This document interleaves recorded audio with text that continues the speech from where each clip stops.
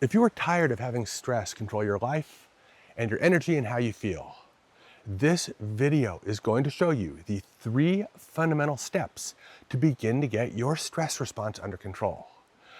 It's unfortunate, but too often, patients have come to me with literally an orchestra of symptoms, not realizing that stress and an abnormal cortisol response is the conductor of that orchestra of symptoms.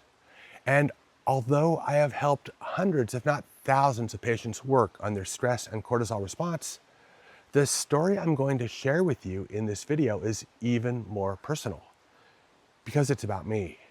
So on the screen, I am currently showing you a copy of my own 4-part salivary cortisol test. And if you don't know what this is and you want to understand it better, just be sure to check the video, which is linked above. I was in an extremely stressful situation and all of my symptoms followed suit. My energy was down and my weight was up, which is, pretty atypical for me. I was struggling to sleep and my libido and my sexuality were non-existent.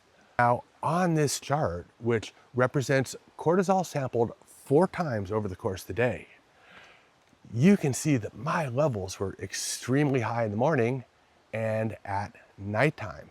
So in the evening, when I was supposed to be getting some rest, my body's physiology was having the exact same response as if I was running from a tiger. So over the following year, I normalized my cortisol curve and my symptoms disappeared. I'm showing you that cortisol curve that was obtained some time later, and you can see that it has normalized with all of the values falling within the normal range.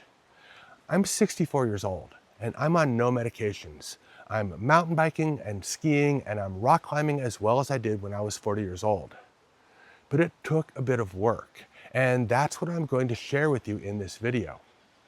That experience taught me that normalizing cortisol requires 3 areas of focus. Think of it as a 3-legged stool. The first intervention is to optimize the diet and to ensure a steady stream of glucose in the bloodstream over the course of the day. I'll keep it simple here because there are 2 primary points.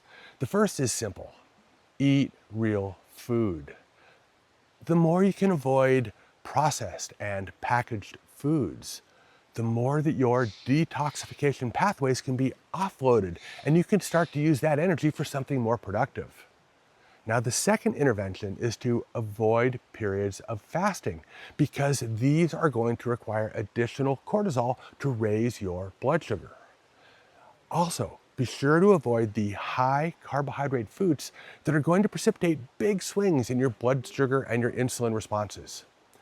A Mediterranean diet, focusing more on the low glycemic index foods and more fats and proteins, is going to help your adrenal glands relax.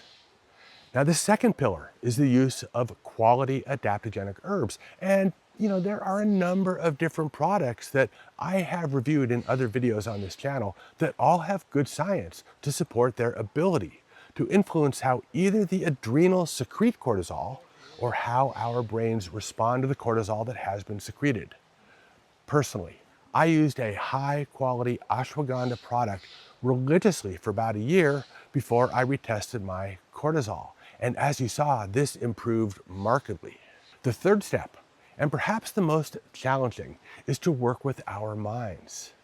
Now, zebras have the benefit of shutting off the stress response when they're gazing and flicking it on when the lion begins chase. But unlike zebras, you and I can raise our cortisol with nothing more than our minds. Now, even though I'm discussing this third, in many ways, it is the most foundational place to begin making changes. You have more control over your thoughts than you might realize. And with some simple exercises, you can begin to turn down this abnormal signaling.